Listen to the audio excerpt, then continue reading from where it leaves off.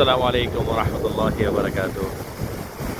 আমি এখন অবস্থান করছি ওমান সাগরের তীরে মাছকাট শহরে। জায়গার নাম আল আজাইবা অথবা আজিবা এরকম বলে। খুব সুন্দর জায়গা। ওইখানে মাছ ধরার মতো আছে।